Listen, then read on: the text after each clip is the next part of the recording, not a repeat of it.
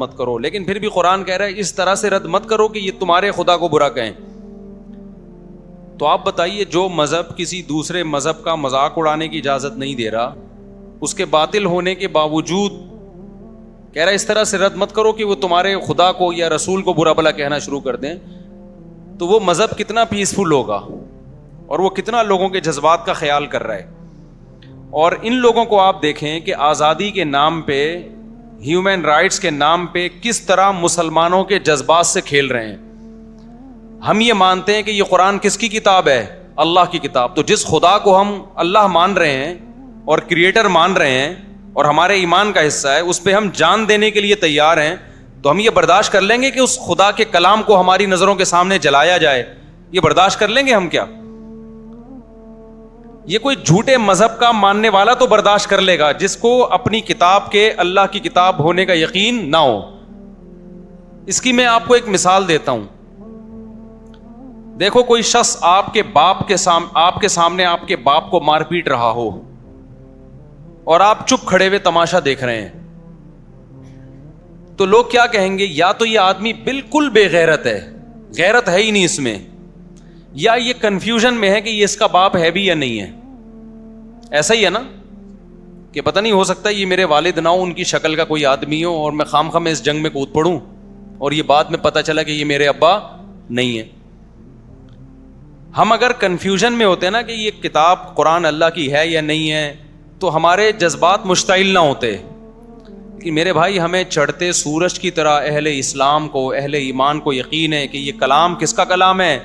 اللہ کا. اور محمد صلی اللہ علیہ وسلم کس کے پیغمبر ہیں؟ اللہ کے. اور یہ دلائل کی دنیا میں ہم اس کے قائل ہیں کیونکہ ہم نے تو اسلام میں پیدا ہوئے ہیں, ہم نے تو اسلام کو اپنی آنکھوں سے دیکھا ہے. یورپین کو کیا پتا اسلام کیا ہے؟ وہ تو پیدا عیسائیت میں ہوئے, کوئی ہندو گھر میں پیدا ہوا, کوئی ایتھیسٹ کے ہاں پیدا ہوا. ہم تو پیدا کس میں ہوئے ہیں؟ اسلام میں. ہم نے تو اسلام کا حسن اپنی آنکھوں سے دیکھا ہے. ہم نے فجر کی نماز دیکھی, ہم نے ظہر کی نماز دیکھی, ہم نے عصر دیکھی, ہم نے مغرب دیکھی, ہم نے عشاء دیکھی, ہم نے رمضان دیکھا, ہم نے حج دیکھا, ہم نے زکوٰۃ دیکھی, ہم نے صلہ رحمی دیکھی اسلام میں. یہ تمام باتوں کا ہمیں کون حکم دیتا ہے؟ قرآن. تو قرآن کی صداقت, لا تقربوا مال الیتیم, یتیم کے مال کے قریب بھی مت پھٹکو, یہ 1400 سال پہلے کون کہہ رہا ہے؟ قرآن کہہ رہا ہے. لا ترثوا النساء, لا یحل لکم ان ترثوا النساء کرہا, اے ایمان والو تم عورت کے مال زبردستی نہیں کھا سکتے. یہ ویمن رائٹس 1400 سال پہلے کون بیان کر رہا ہے؟ قرآن بیان کر رہا ہے. انما الخمر والمیسر والانصاب والازلام, جوا اور شراب حرام ہے, ہم جوا نہیں کھیلتے, ہم شراب نہیں پیتے. یہ کون کہہ رہا ہے؟ یہ قرآن کہہ رہا ہے. ہم زنا نہیں کرتے. کیا زنا مشکل کام ہے اس زمانے میں؟ بتاؤ, کتنا آسان ہو گیا. میجورٹی مسلمانوں کی زنا نہیں کرتی, وہ نکاح کرتی ہے, پوری زندگی بیوی سے وفا کرتی ہے. یہ کس کے کہنے پہ ہو رہا ہے؟ تو جو مسلمان قرآن کے کہنے پر اتنے بڑے بڑے کام کر رہا ہے, تو کیا وہ کنفیوز ہوگا کہ یہ پتہ نہیں اللہ کا کلام ہے بھی یا نہیں؟ اگر وہ کنفیوژن کا شکار ہوتا تو اتنی قربانی دیتا؟ تو یورپین اقوام کو یہ بات سمجھنی چاہیے کہ مسلمان کی نظر میں قرآن کا جلانا ہلکا معاملہ نہیں ہے. اس سے دنیا کا امن تباہ, کیا بیڑا غرق ہو جائے گا امن کا. مسلمان آرام سے نہیں بیٹھے گا. اور وہ ہمارے ہم نہیں بد امنی پھیلانے کے قائل ہیں. ہم تو وہ جو واقعہ ہوا تھا توہین رسالت کے مرتکب کو, جو توہین تو اس بیچارے نے کی بھی نہیں تھے, جو اسٹیکر پھاڑ دیے تھے اس کو مسلمانوں نے غلط کیا, اس کو قتل کرنا بنتا نہیں تھا. لیکن جیسے یہاں جذباتی لوگ ہیں, ہم ان کو جذباتیت سے روک رہے ہیں کہ دنیا میں بدامنی مت پھیلاؤ, تو یہ یورپین اقوام کی بھی ذمہ داری بنتی ہے کہ اس جذباتیت پہ آپ بھی کیا کریں؟ کنٹرول کریں. ورنہ نہ معاملہ ہمارے ہاتھ میں رہے گا, نہ آپ کے ہاتھ میں رہے گا. ہٹلر نے جنگ کا آغاز کیا تھا نا, وہ بھگتنا ساری دنیا کو پڑا ہے. تو غلطی کس کی تھی؟ ہٹلر کی تھی کہ نہیں تھی؟ خدا کی قسم اس سے بڑی جنگ دنیا میں چھڑ سکتی ہے اگر اس طرح سے قرآن کو جلایا جاتا رہا اور محمد صلی اللہ علیہ وسلم کی توہین کی جاتی رہی. اور اس جنگ کے ہم ذمہ دار نہیں ہیں. ہم تھوڑی کہتے ہیں لوگوں سے کہ لڑو اور اس طرح قتل ہو. ہم تو کہتے ہیں بھائی لیگل راستہ اختیار کرو, قانونی راستہ اختیار کرو. تو جب گورنمنٹ کی سرپرستی میں یہ کام ہو رہا ہوگا تو لوگ لیگل راستے کے لیے جائیں گے کہاں جائیں گے لوگ لیگل راستے کے لیے؟ لوگ پھر ہماری بات سنیں گے کہ امن سے رہو اور پرامن احتجاج؟ لوگ کہاں سنیں گے؟ تو ہم تو ابھی بھی کہتے ہیں بھائی پرامن احتجاج کرو آپ. لیکن آپ بھی وہ کام کرو کہ دنیا میں امن خراب نہ ہو. مسلمان کسی قیمت پہ بھی پیغمبر کی توہین، قرآن کی توہین برداشت نہیں کر سکتے. ناممکن ہے. یورپین اقوام کو یہ بات سمجھ میں نہیں آ رہی ہے. وہ ٹرائی کر کے دیکھ رہے ہیں کہ ان کو ہوتا کیا ہے. آپ کھیلیں نہیں بھائی ہمارے جذبات سے. ہم کب کہتے ہیں کہ آپ قرآن پہ ایمان لے کر آؤ؟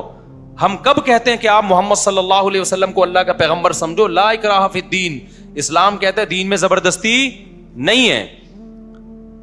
لیکن آپ کو ہم قرآن جلانے نہیں دیں گے، محمد صلی اللہ علیہ وسلم کی توہین کرنے نہیں دیں گے. آپ محمد صلی اللہ علیہ وسلم سے اختلاف بھی کر سکتے ہو، آپ کے مشن پہ اختلاف کرو، جیسے کہ ہمیشہ سے غیر مسلم اعتراض کرتے رہے ہیں.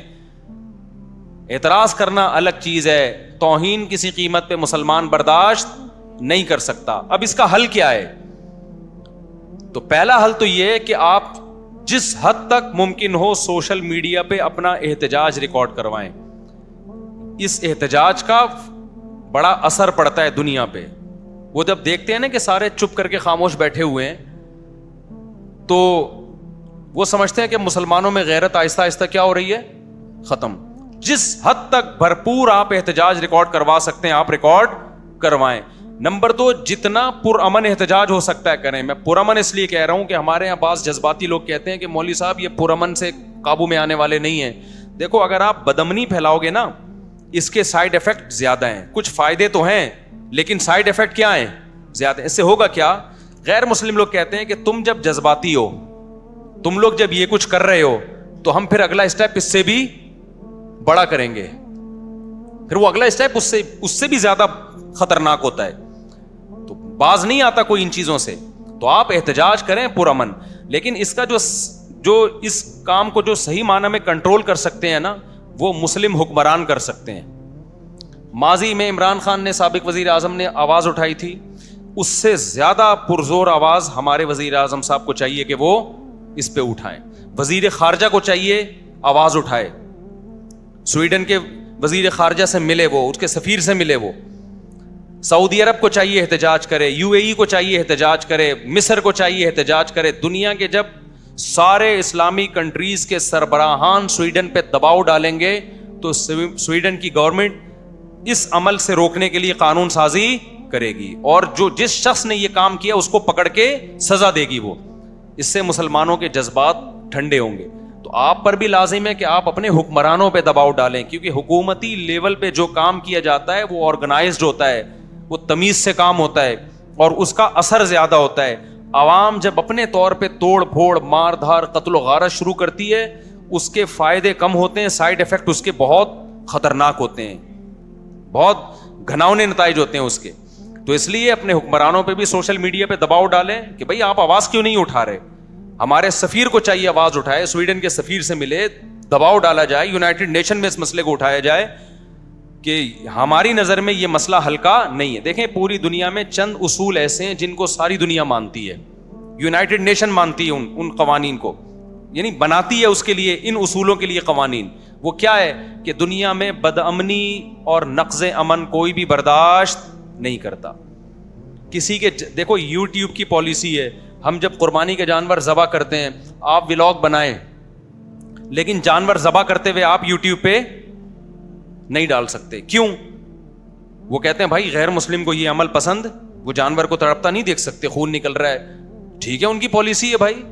تو ہم بھی کہتے ہیں یار اگر آپ کو پسند نہیں ہے تو ہم اس لا کو کیا کریں گے، کیونکہ یہ قربانی تو ہمارا گھر کا مسئلہ ہے نا. ہم پوری دنیا کو تھوڑی دکھائیں گے اس کے بھائی ہم جانور ذبح کر رہے ہیں، ان کو تکلیف ہو رہی ہے تو ہم نہیں دکھائیں گے آپ کو.